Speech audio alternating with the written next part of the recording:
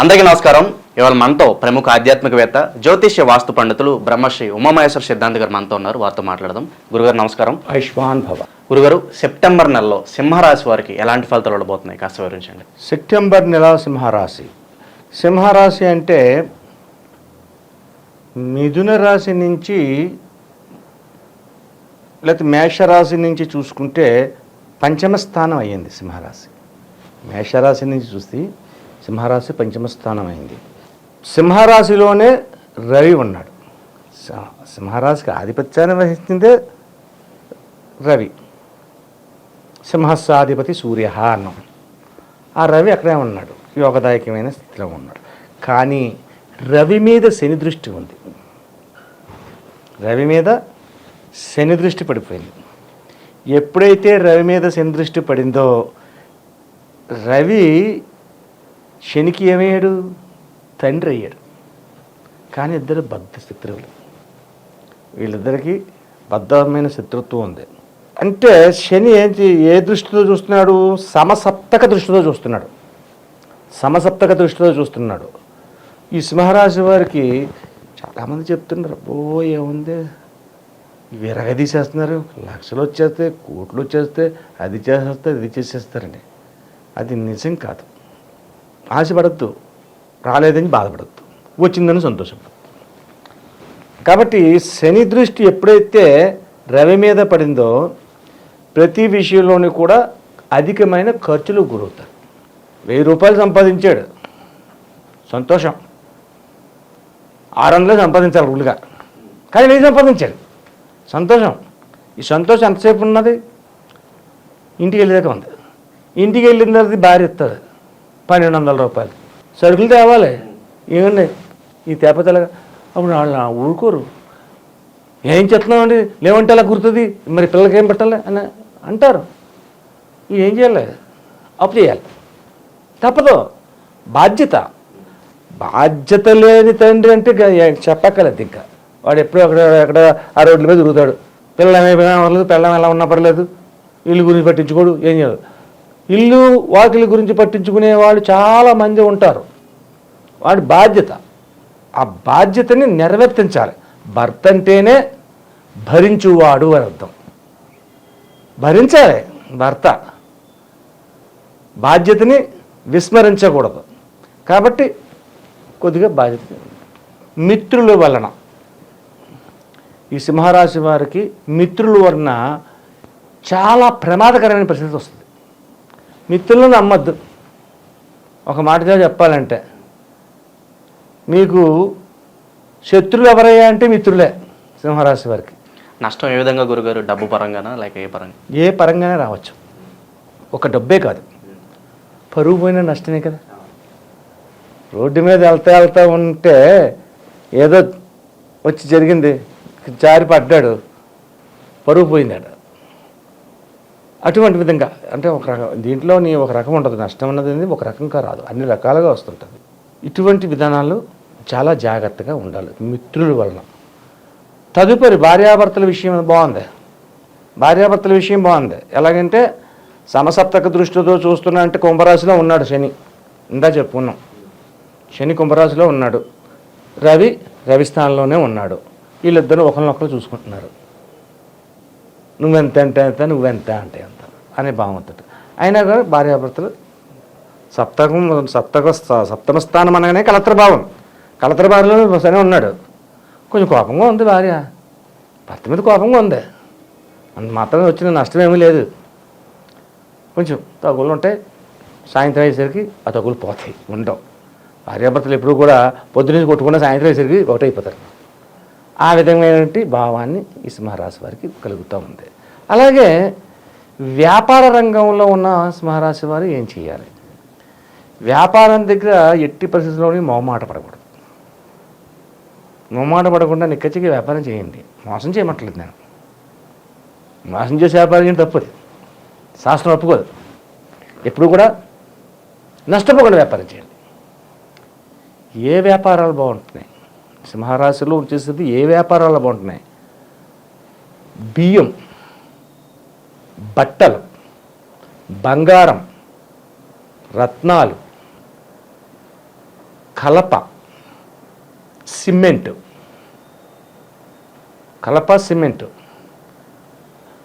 Travelings అంటే ఈ నడుపుతారు కదా బస్సులు, ట్రావెల్స్, ఆ ట్రావెల్స్ రంగం అటువంటివి, అలాగే కంప్యూటర్స్, సెల్ ఫోన్స్, ఇటువంటి రంగాలన్నీ శుభదాయకమైన పరిస్థితిలో ఉన్నాయి.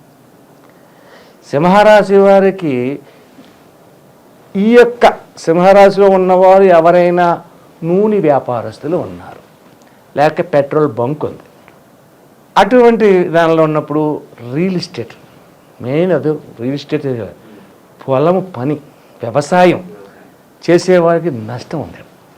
కాబట్టి జాగ్రత్త పడాలి. అంటే ప్రతిదానికి స్పీడ్ వెళ్ళిపోకూడదు, ఆచితూచి. అంటే ఎక్కువగా పెట్టుబడి పెట్టేద్దాం ఎక్కువ వచ్చేద్ది అని అనుకోకూడదు, తగ్గండి, అంత కంగారు పడిపోకూడదు. ఒక 4 లారీలు నూనె తెప్పించేద్దాం ఖర్చు అయిపోద్ది అని తెప్పించకండి. మీకు లారీ కావాలంటే 6 లారీ తెప్పించుకోండి. ఓ 10 డబ్బాలు కొనాలనుకుంటే 5 డబ్బాలే కొనండి. అప్పుడు మీరు కంట్రోల్లో ఎక్కువ పెట్టకూడదు. ఇటువంటి వ్యాపారం ఈ రకంగా ఉంది. విద్యార్థులకు ఏ రకంగా ఉంది అంటే వీళ్ళకి ఈ సెప్టెంబర్ నెలలో వీళ్ళకి కూడా శుభదాయకమైన ఫలితములు కనిపిస్తున్నాయి. ఇంటి పరిస్థితిలో నష్టదాయకమైన ఫలితాలు రావు. దగ్గర చెప్పుకున్న ముందు రాశిలో కర్కాటక రాశిలో తల్లిదండ్రులకు బాధ్యత, కానీ పిల్లలు కాదు, వాళ్ళు ఏం చేయరు. అటువంటి విధానం ఉంది యోగదాయకంగా. ఆరోగ్య విషయం ఎలా ఉంది ఇక్కడ తెలుసుకోవాల్సిన ఆరోగ్య విషయం. సింహరాశి వారి యొక్క తండ్రి ఆరోగ్యాన్ని ముఖ్యంగా తీసుకోండి. తల్లి తండ్రి, ఒక తండ్రి కాదు, తల్లి తండ్రి ఆరోగ్యాన్ని ముఖ్యంగా తీసుకోండి. వారికి ఏదైనా చిన్న అనారోగ్యమైన పరిస్థితి వచ్చినా కూడా నెగ్లెక్ట్ చేయకుండా ముందుగా హాస్పిటల్కి తీసుకెళ్ళి ఏం కావాలో, తలకాయ పొడి వచ్చిందంట కదా, ఆ సైడ్ని ట్యాబ్లెట్ ఎత్తే పోలే అనుకోవద్దు. ఓ డాక్టర్ని సంప్రదించండి, ఏమైనా ఏమైంది ఏంటి చెప్పండి అని తీసుకోవాలి. అలాగే హృదయతత్వానికి సంబంధించిన వ్యాధులు, హార్ట్ అటాక్ రావడానికి అవకాశం ఉంటుంది. హార్ట్ అటాక్ అంటే చాలామంది అనుకుంటారు, తెలియని వాళ్ళు, హార్ట్ అటాక్ అంటే ముందు ఇక్కడి నుంచే స్టార్ట్ అవుతుందని. కాదు, కాలి చిటికిన వేలు కాడి నుంచి కూడా స్టార్ట్ అవుతుంది హార్ట్ అటాక్ అనేది, అక్కడి నుంచి అప్పుడు వస్తుంది. కాబట్టి పెద్దలైన వారిని ఆరోగ్య విషయంలో శ్రద్ధగా చూసుకోండి. కళ్ళకు సంబంధించిన వ్యాధులు వెంటబడతాయి, కాబట్టి అది కూడా శ్రద్ధగా చూసుకోండి. ఇక ఈ యొక్క సింహరాశి వారికి బాబాయిలు, పెద్ద తండ్రి, పినతండ్రి కొడుకులు, పెద్ద తండ్రి కొడుకులు, మేనత్తలు, మేనమామలు, ఇటువంటి వారు చెప్పే మాటల్ని కొద్దిగా పక్క పెట్టండి, తర్వాత చెప్పుకుందామండి. విసర్జించొద్దు, వాళ్ళు చెప్పిన దాన్ని తప్పు అని చెప్పేసి విమర్శించొద్దు, కాదనద్దు. చాకచక్యముగా ఎప్పటికెయ్యది ప్రస్తుతం అప్పటికా మాటలాడు ఎన్యుల మనముల నొప్పింపక తానవ్వక తప్పించుకు తిరుగువాడు ధన్యుడు సుమతి అనే పద్యాన్ని మనం ఎలా చదువుకున్నామో అలాగే అప్పటికప్పుడు ఏ మాటలు మాట్లాడాలో, ఎలా తప్పించుకోవాలో తప్పించుకుని కించపరచకుండా ఉండి చేసుకుంటే చాలా మంచి ఫలితాలు పొందడానికి ఉంటుంది. లేదు అంటే నరఘోష దృష్టితో పాటు వీరి వల్ల ఈ మేనమామలు, పెద్దనాన్న కొడుకులు, పెద్దమ్మ కొడుకులు, ఇలాంటి వాళ్ళందరూ వాళ్ళు ఏమవుతుందంటే లేనిపోని అపనిందల పాలు చేసేస్తారు. కాబట్టి తస్మాత్ జాగ్రత్త. సరే, సింహరాశి వారు చేయవలసిన పరిహారం ఏమిటి? ఇక్కడ సింహరాశి వారికి హైదరాబాదు, సికింద్రాబాదు ఈ దూరాల్లో ఉన్నవాళ్ళు వెళ్ళలేరు. విశాఖపట్నం, విజయనగరం, ఒరిస్సా ఉన్నవాళ్ళు అక్కడ అరసవిల్లి దగ్గర, అరసవిల్లి వెళ్ళి అక్కడ స్వామివారికి అభిషేకాన్ని చేపించడం, దర్శనం చేసుకోండి. అలాగే కాకినాడ, రాజమండ్రి, విజయవాడ అన్న వాళ్ళకి గొల్లల మావిడాడ అని ఉంది, సూర్యదేవాలయం, రామాలయం, సూర్యదేవాలయం అక్కడ ఉన్నాయి.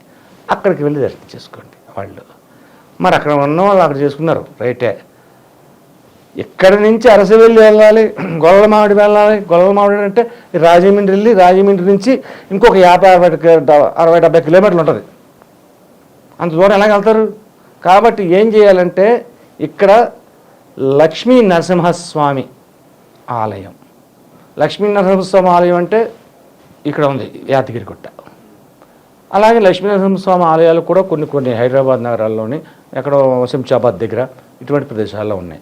లక్ష్మీ నరసింహస్వామిని దర్శించండి. లేదండి మాకు లక్ష్మీ నరసింహస్వామిని కూడా దర్శించడానికి అవకాశం లేదండి, వెంకటేశ్వర స్వామిని దర్శించండి. వెంకటేశ్వర స్వామి అంతర్గతంగా దేహంలోని నవగ్రహాలు ఉన్నాయి కాబట్టి వెంకటేశ్వర స్వామిని దర్శించండి. దర్శించి ఓ కొబ్బరికాయ, ఫలం పుష్పం పత్రం తోయమన్నారు.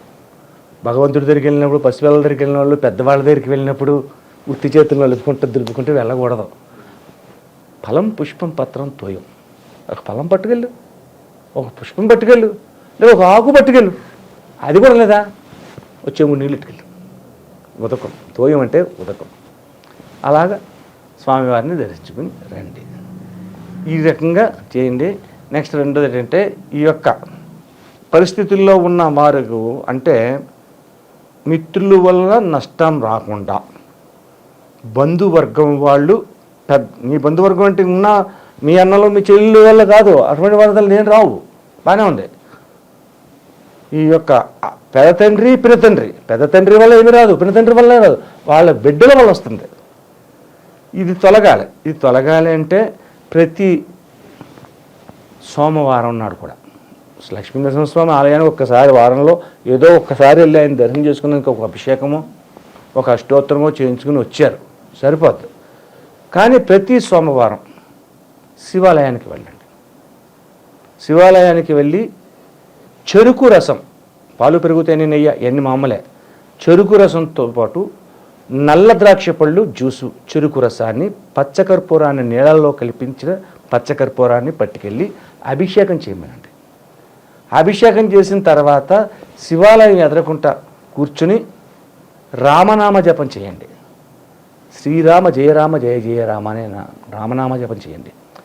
అలా చేస్తే ఈ సింహరాశి వారికి వస్తున్న అరిష్టాలు కానీ, నష్టాలు కానీ, కష్టాలు కానీ దగ్గరికి వచ్చినా అవి అలాగా పక్క తప్పుకుని వెళ్తూ ఉంటాయి. కాబట్టి ఈ సింహరాశి వారు ఈ యొక్క సెప్టెంబర్ నెలలో ఇటువంటి విధంగా ఆచరించడం సర్వస్త్ర శ్రేయస్కరం.